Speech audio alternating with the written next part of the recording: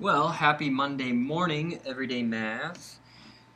It's crazy to think. We have 1 week left of this quarter, then we are 3/4 of the way done.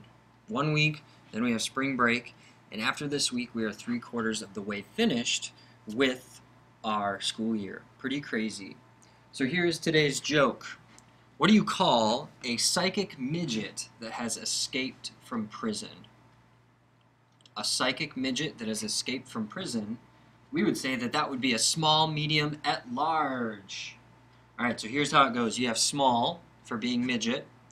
Psychic, a medium, is another word for psychic. And then being at large means that you have escaped.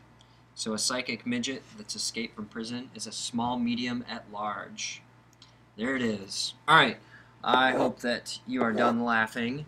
But here, we go to page 278 in your math journal. We're going to work through a few problems. I am pretty pleased with how the tests went last week, so I want to start some new material. And we are going to be starting out by looking at some proportions and rates. So I'll wait a few moments while you turn those pages to 278.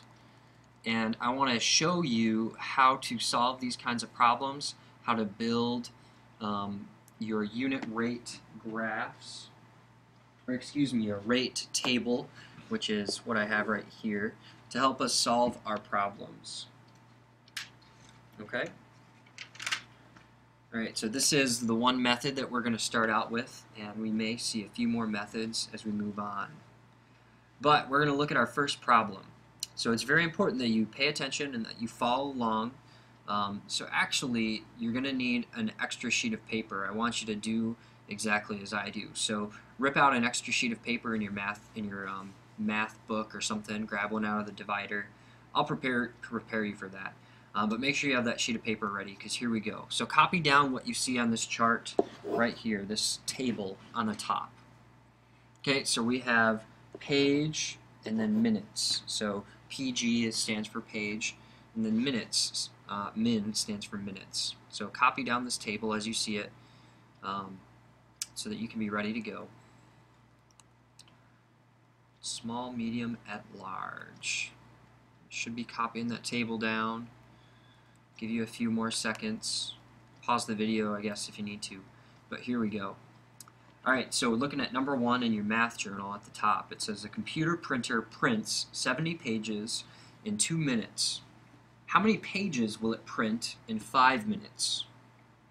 Okay, so the table that I've set up here is trying to help us figure out how many pages it can print in 5 minutes. So we know this. We know that in 2 minutes it prints 70 pages, and we want to find how many pages it prints in 5 minutes. So what we need to do is we need to fill in the middle. We need to fill in, well, what is it going to be for 3 minutes, and what is it going to be for 4 minutes? So go ahead and write those numbers in. Remember, do exactly as I'm doing.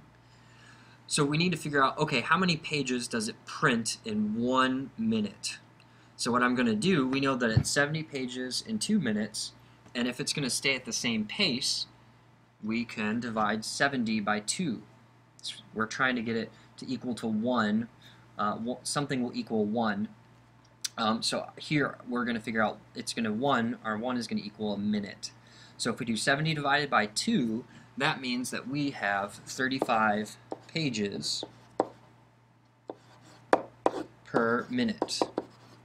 Now here is how you can write your rate. You always want to write it as a fraction. So you can write it cross like I did, or above, like you could do 35 over 1 minute. So that would be page. Okay? But we see that it's 35 pages in 1 minute. So if we transfer to number 3, our answer will be 70 plus 35. So we're looking at now 105. 4 minutes, add another 35. So we will have 140. And then, finally, to go to our 5th minute, we add another 35 pages, so it's 175. Okay? So that is what you would write here, 175 pages. All right, good. Now here is number 2. Number 2, it says Anve trains at an indoor track during the winter. She can run 24 laps in 8 minutes. At this rate, how many laps can Anve run in 12 minutes? Okay, so here's what we know. We know 8 minutes she can do 24 laps. We want to figure out how many laps can she do in 12 minutes. So just thinking, is 12, when we have 12 minutes, is it going to be more than 24 or less than 24? Well, we have more minutes, so then we will have more laps. So here's what the number of laps that I want to find. We should find how many laps can she do in 1 minute. What do you think? Well, again, same thing. We divide. We have 24 up top here, and we have 8 at the bottom. So we can divide 24 by 8. Remember, we want to find something to equal 1. So here we're going to have our 1 equal a minute. So if we do 24 divided by 8, that equals 3. So in 1 minute, she can run 3 laps. Okay, now let's go to 2 minutes. So we add 3, so that would be 6. Oh, here's 4 minutes. So in 4 minutes, our rate, well, we see that it's 3 times 1, so we do 3 times 4. So we have 3 times 4, which is 12. Okay, now 12. So we know that we'd multiply, our rate it's 3 times 1. So if we multiply 3 times 12, then we get 36. And that is our answer. 36 laps is how many she can run. So let's write that up here, 36 laps. Make sure you fill that in. Okay, so we're just filling out our table for right now.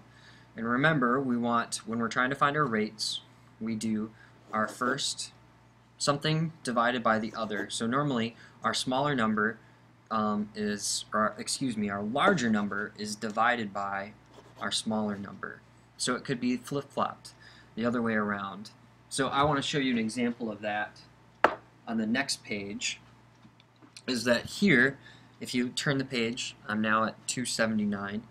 If you look here, we have the situation where our larger number is on the bottom. That's okay. Top and bottom doesn't really matter.